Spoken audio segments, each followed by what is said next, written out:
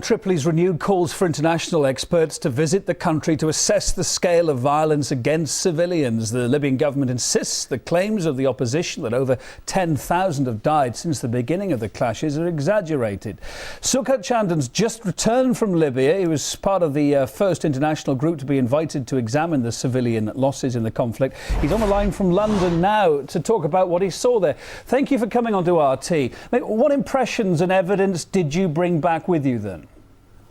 I think one of the most important things to say on our delegation is that the basis for 1973, the UN resolution, was that the claim was that Gaddafi had bombed from the air 3 particular districts in Tripoli: Sabjuma, Fajloun and Tajura. We visited these places. There was no indication whatsoever of any aerial bombardments. So it just goes to show that if there's a claim, this has to be actually corroborated properly, and that hasn't been done. And what we've had is a situation where NATO has gone to war against a sovereign nation on the base of an allegation, which, in terms of our findings, was just baseless. OK, right. I take in what you say there, but of course you were invited across by the Gaddafi regime, the Libyan government. It begs the question, were you shown the whole picture? Did you see really everything that was going on? Are you absolutely convinced that you did?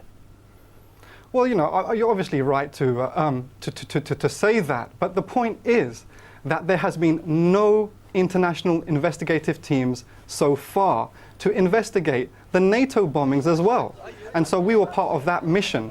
And so, I mean, I've just literally returned from the airport. I've come straight into the studio here in London. And the British response to our delegation is our head delegate is currently in Heathrow police custody suite being questioned. Being questioned this why? is the response about what? of the British authorities. What's he being questioned about? Can you tell us?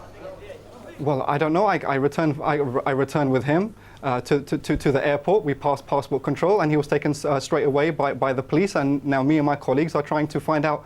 He's incommunicado. Okay. We assume he's in Heathrow custody suite. So this is the British response to a peace initiative. We went there to meet the Archbishop of Libya, the Vatican's envoy there, and it's these type of meetings that was taking place. And Can you just tell our viewers who went across with you, who was also part of your group? What sort of people went across? It was a mixture of professionals, doctors, independent journalists. So it was a cross section of people, English, people from different backgrounds, but all of us were actually British nationals. Okay. Your group also reports that you have been able to corroborate that there were civilian fatalities because of NATO bombings. Now, again, crucially important here, tell us more about that. How have you been able to corroborate that?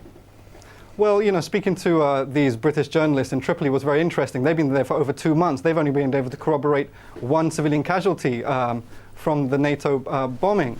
We, in the matter of 1 morning, managed to go to hospitals, see death certificates, see hospital records, visited families, saw death certificates in their possession, had testimonials from families, and we corroborated the possibility of 7 civilian deaths within a matter of 3 hours. So really, if people are very serious about understanding what the situation is going on in Libya, they need to go there. Professional teams need to be sent, and this has been called for by the Gaddafi regime and by different countries of the global south. There is an opinion indeed, you know, it's been reported as well by our correspondent there, Paul Eslier, that, you know, maybe on the ground Gaddafi's been using bodies of civilians killed in his offensive to prove damage made by the coalition attacks, that basically people were not killed by NATO. You know, how can you prove it though? Well, this is obviously the challenge. You know, this aggression has to stop. There needs to be international mediation, there needs to be immediate ceasefire, there needs to be reconciliation, and fundamentally NATO has to stop its aggression. I mean, the British journalists were very interesting. They accused us of being naive in Tripoli.